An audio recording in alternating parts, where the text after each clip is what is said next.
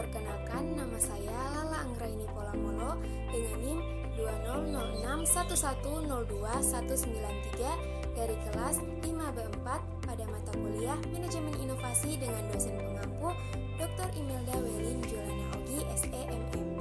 Kali ini saya akan membahas materi tentang mengembangkan organisasi yang inovatif yang mencakup gaya kepemimpinan dan DNA inovator, yaitu questioning, observing, experimenting, networking, dan associational thinking. Kita masuk pada pembahasan yang pertama, yaitu mengembangkan organisasi yang inovatif. Kreativitas memiliki arti penting dalam sistem organisasi. Dalam menyikapi keadaan yang berubah-ubah, tentu langkah-langkah kreatif selalu diambil oleh organisasi, seperti pengembangan atau inovasi metode pengawasan dan sebagainya. Dalam mengembangkan kreativitas, organisasi sangat membutuhkan orang-orang yang mempunyai kemampuan dalam cara berpikir kreatif dan analitis. Ketika ide-ide akan diejawantahkan, organisasi membutuhkan orang-orang yang memiliki kemampuan berpikir analitis. Dalam memimpin suatu organisasi, seorang pemimpin tidak hanya melakukan pekerjaan-pekerjaan administratif atau pengambilan keputusan saja, tetapi ia harus melakukan pekerjaan yang sifatnya lebih kreatif. Seorang pemimpin tidak cukup hanya melaksanakan suatu pekerjaan yang sudah merupakan kegiatan rutin seperti yang pernah ia lakukan pada pekerjaan sebelumnya. Apabila ia melakukan ini, maka kemungkinan besar organisasinya akan berubah menjadi statis, sehingga pada akhirnya organisasi tersebut akan mengalami kemunduran atau penurunan, terutama apabila organisasi itu berada dalam suatu lingkungan usaha yang bersifat kompetitif. Oleh karena itu, dapat juga dikatakan bahwa seorang pemimpin adalah juga seorang kreator dan sekaligus sebagai inovator. Atas dasar hal tersebut, sudah sepantasnya apabila kreativitas dan inovasi juga dimasukkan dalam salah satu bagian organisasi. Bagian ini secara substansi merupakan pencapaian dan pengembangan cara-cara baru dan lebih baik dalam mengerjakan suatu kegiatan guna mencapai tujuan dengan efektif dan efisien. Seorang pemimpin mungkin dapat menggali ide-ide baru dari dirinya sendiri atau dapat pula mengkombinasikan ide lama dengan ide baru atau menyesuaikan ide dari bidang lain untuk kemudian digunakan dalam bidangnya sendiri. Namun tidak menutup kemungkinan dia dapat juga bertindak sebagai katalisator dan stimulator bagi orang lain, yakni anggota dalam organisasi untuk mengembangkan dan melakukan kreativitas dan inovasi. Kreativitas merupakan kemampuan untuk mengembangkan ide baru dan menemukan cara-cara baru untuk memandang masalah menjadi peluang. Nah, dengan demikian, apa sih itu kreativitas? Kreativitas memegang peranan yang sangat sentral di dalam upaya-upaya baik individu maupun organisasi di dalam mengoptimalkan potensi dirinya untuk mengefektifkan kinerjanya dalam rangka memberikan kepuasan kepada semua stakeholders. Upaya ini diterjemahkan sebagai upaya untuk mencari cara baru di dalam mencari solusi atas problem yang terjadi, baik yang bersumber dari optimalisasi potensi dari dalam maupun dikarenakan oleh tekanan dari faktor eksternal organisasi. Pembahasan yang kedua yaitu gaya kepemimpinan. Seorang pemimpin harus mampu memberikan dampak positif baik untuk pekerjaan dan juga timnya. Oleh karena itu, penting sekali bagi para pemimpin menguasai gaya kepemimpinan yang baik dan benar. Gaya kepemimpinan adalah cara yang digunakan pemimpin dalam mempengaruhi para pengikutnya. Gaya kepemimpinan merupakan suatu pola perilaku seorang pemimpin yang khas pada saat memengaruhi anak buahnya. Apa yang dipilih oleh pemimpin untuk dikerjakan, cara pemimpin bertindak dan memengaruhi anggota kelompok membentuk gaya kepemimpinannya. Untuk memahami gaya kepemimpinan, sedikitnya dapat dikaji dari 3 pendekatan utama, yaitu pendekatan sifat, perilaku, dan situasional. Ada beberapa contoh gaya kepemimpinan. Yang pertama, kepemimpinan delegatif. Gaya kepemimpinan ini biasa disebut laissez-faire, di mana pemimpin memberikan kebebasan secara mutlak kepada para anggota untuk melakukan tujuan dan cara mereka masing-masing. Pemimpin cenderung membiarkan keputusan dibuat oleh siapa saja dalam kelompok sehingga terkadang membuat semangat kerja tim pada umumnya menjadi rendah. Yang kedua, kepemimpinan birokrasi. Gaya kepemimpinan ini biasa diterapkan dalam sebuah perusahaan dan akan efektif apabila setiap karyawan mengikuti setiap alur prosedur dan melakukan tanggung jawab rutin setiap hari. Tetap saja, dalam gaya kepemimpinan ini tidak ada ruang bagi para anggota untuk melakukan inovasi, karena semuanya sudah diatur dalam sebuah tatanan prosedur yang harus dipatuhi oleh setiap lapisan. Yang ketiga, kepemimpinan otokratis. Kepemimpinan ini sangat dominan dalam setiap pengambilan keputusan dan setiap kebijakan.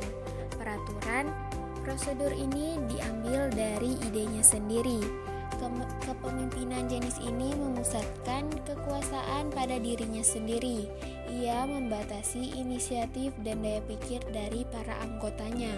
Pemimpin yang otoriter tidak akan memperhatikan kebutuhan dari bawahannya dan cenderung berkomunikasi satu arah, yaitu dari atas atau pemimpin ke bawah atau anggota.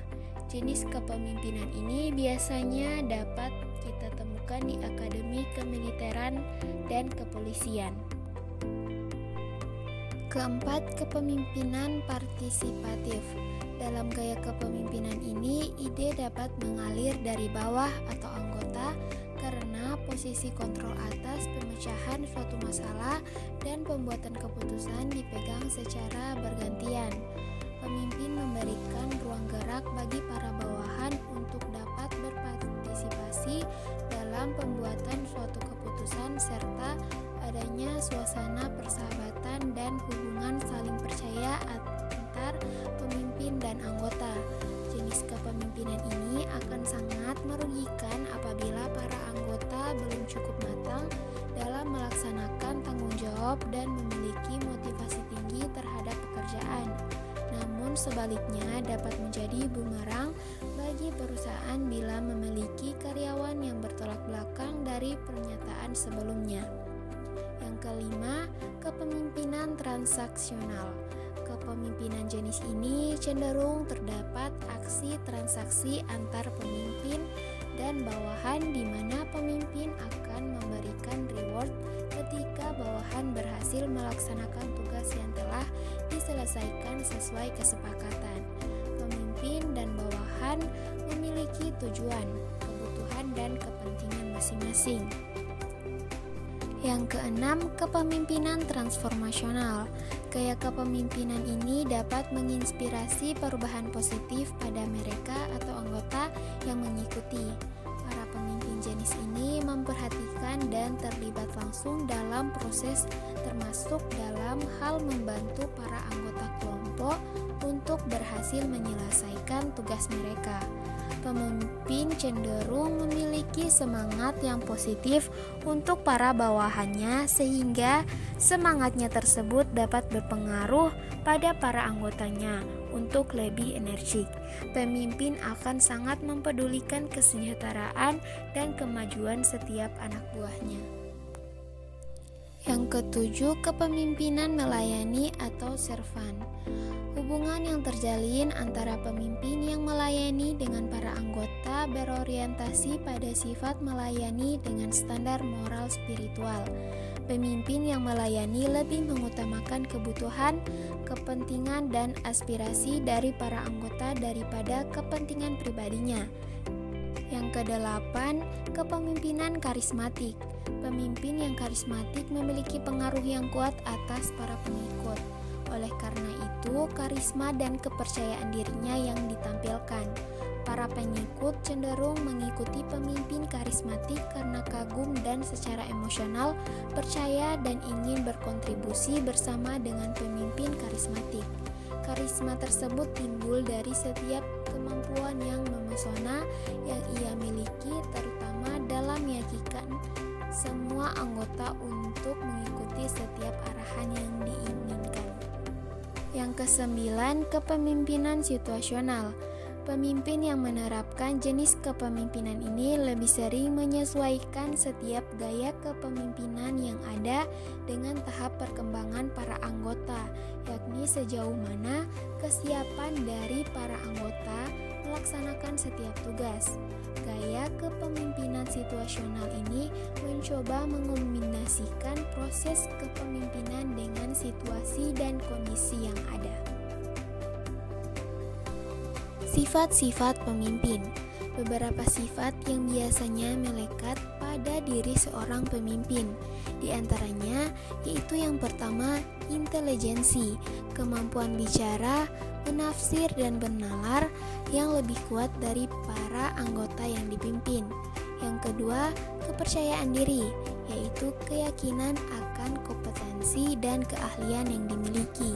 Yang ketiga, determinasi, yaitu hasrat untuk menyelesaikan pekerjaan yang meliputi ciri seperti berinisiatif, kegigihan, memengaruhi, dan cenderung menyetir. Yang keempat, integritas, kualitas kejujuran dan dapat dipercaya oleh para anggota. Dan yang kelima, sosiabilitas, yaitu kecenderungan pemimpin untuk menjalin hubungan yang menyenangkan, bersahabat, ramah, sopan, bijaksana, dan diplomatis. Menunjukkan rasa sensitif terhadap kebutuhan orang lain dan perhatian atas kehidupan mereka. Kita masuk pada pembahasan DNA inovator. DNA inovator merupakan hasil riset kolaboratif 8 tahun. Peneliti dan sekaligus penulis buku DNA inovator ini yaitu Jeff Deere, Hal Gregersen, dan Clayton M. Christensen pada tahun 2011 menguak asal-muasal ide-ide bisnis yang inovatif. Peneliti melakukan interview dengan hampir 100 inventor produk dan jasa yang revolusioner. Peneliti juga mewawancarai pendiri dan CEO perusahaan-perusahaan yang mengubah aturan main bisnis berkat ide-ide bisnis kreatif yang mereka realisasikan atau ide-ide bisnis inovatif. Tujuan penelitian tersebut yaitu untuk memahami sebanyak mungkin kapan dan bagaimana orang-orang tersebut berhasil melahirkan ide-ide kreatif yang direalisasikan atau menjadi inovatif dalam bentuk peluncuran produk atau bisnis yang baru. Terungkap dalam wawancara, peneliti mengidentifikasikan 5 discovery skill yang membedakan wirausaha dan eksekutif yang inovatif dari yang biasa-biasa saja. 5 keterampilan tindakan itu, yang pertama yaitu associating, yang mampu melihat keterkaitan dan mengaitkan pertanyaan, masalah, atau ide-ide dari bidang-bidang yang berbeda. Yang kedua, questioning, mengajukan pertanyaan-pertanyaan yang menantang atau mendobrak hal-hal yang sudah biasa. Yang ketiga, observing, yaitu mengamati perilaku pelanggan, pemasok, dan pesaing untuk mengidentifikasikan cara-cara baru melakukan sesuatu. Yang keempat, networking, yaitu bertemu dengan orang-orang yang berbeda, ide dan perspektif. Dan yang kelima, experimenting, yaitu merancang pengalaman-pengalaman interaktif dan memicu dengan jawaban-jawaban yang tidak biasa untuk melihat perspektif baru. Terima kasih atas perhatiannya. Jika ada kesalahan